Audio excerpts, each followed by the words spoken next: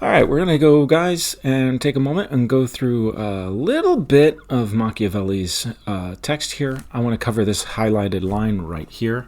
Principalities are either hereditary, in which the family has been long established, or they are new. To go through this a little bit more, we read the next line. You should always read the context of the statement. The sentences before and after are critical for determining what is actually being said.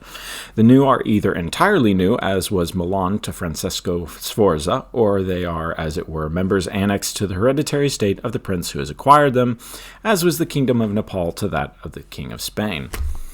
All right, now, I don't know about you guys, but I don't know who Francesco Sforza is, much less how to pronounce his name.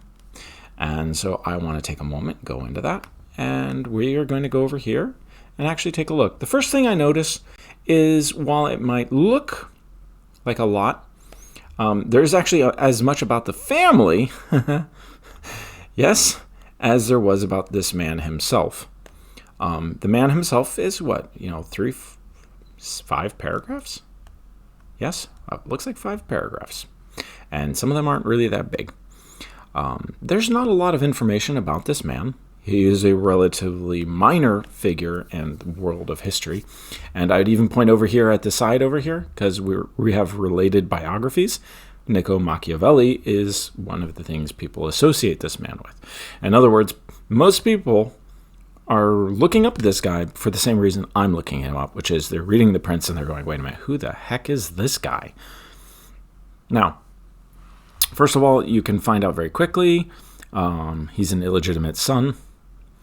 He marries an illegitimate daughter, Bianca Maria, and then his father-in-law in 1447 falls ill, and then Sforza learns that the Duke has died and named not him, but Alfonso of Aragon, the King of Nepal, as the successor.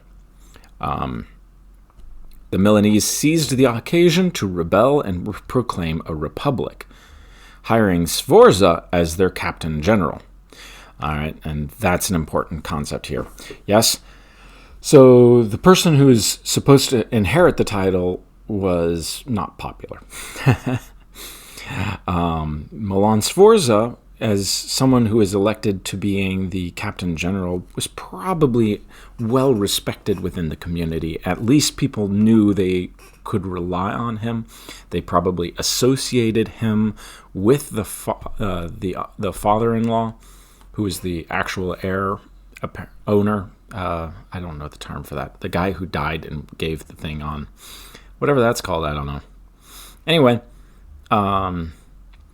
the key here is because both him and his wife are illegitimate, they have no legal claim to the title. And to carry that on further, not only do they have no legitimate claim to the title, they are in fact, illegitimately able to claim the title. And based on the time frame this is happening, this would have been relative current events from Machiavelli's perspective. Slightly historical, but very much, up to date. And this is an important point to drive home because Machiavelli could not have missed that detail. He is writing a book in the 15th century about an Italian in the 15th century. And he is writing the book to an Italian in the 15th century. No one is going to go, hey, I don't know what you're talking about. Why'd you pick this guy? And let's go back to the sentence real fast. Principalities are either hereditary, which means you inherit it as the legitimate heir, in which the family has been long established, or they are new. The new are either entirely new, as Milan to Francesco Sforza, or they are, as it were, members, blah, blah, blah, blah, blah. And this is an important point, because it very much changes the context of this line when you realize that Machiavelli is referring to a new dynasty, and his example is actually what a modern person would look at, not a new dynasty. It is very much a Game of Thrones kind of situation, yes? We have this old dynasty. They were in control. They had no heir. Because they had no heir, the title, I don't know what to call it, the ownership, the title. I know it's the title.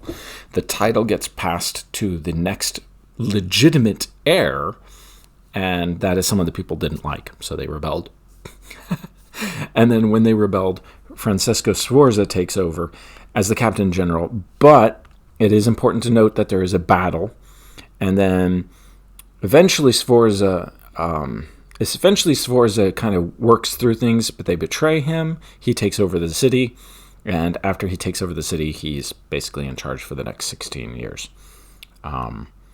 Right? So, I mean, it's not quite as simple. Again, but here is the issue. Yes, he's literally, in this sentence, he is literally talking about how the ownership of the land is best done through the passing on from one member of the family to the next. And his example of a new dynasty that is successful, that is able to survive, is literally still the same family as what was already running it. The only issue is this guy was not a technically legitimate heir. Well, actually, it would be his wife. His wife was not technically a legitimate heir to the title, and because they were not legitimate, they did not have a fair claim. However, once they took things over, it appears that he was able to maintain control for some considerable time. Well, yes, his government, though despotic, apparently was enlightened. Though Sforza was primarily a warrior, he and his children had become known as patrons of the arts and enriched Milan architecturally. In other words, they are well liked, they are well received. He was not a bad ruler. In fact, he was probably actually the person that should have gotten the title. Yes? And in many ways, you could actually see this statement as a critique of that fact. In other words, Machiavelli is saying, this man should have had the title. Technically, he didn't, but that's a technicality. And so when he says they are entirely new, we have to actually consider this because he's actually changing a lot of what it means when he says they are new in this. This is not what we would consider a new dynasty, yes? This is not a marauding bandit going through the countryside, burning down villages, and then one day he decides to hang up his bandit's hat. He puts it on a peg and decides to start governing a city he took over because he was tired and decided to change his life. This is literally the guy who many people thought would take over the city when his father-in-law died. And when his father-in-law died and didn't get the city was like, screw that. We hate the guy who's getting the title. He's a jerk. We want someone else. Hey, but how about this guy? Well, let's put him in charge of the army. Okay. Now, if you guys know anything about armies, that's a whole different thing. We're not going to go there. But this is an important thing to understand, because if you don't understand the context, if you don't understand what's going on, you struggle to understand what they were actually trying to drive at. You guys have a good one.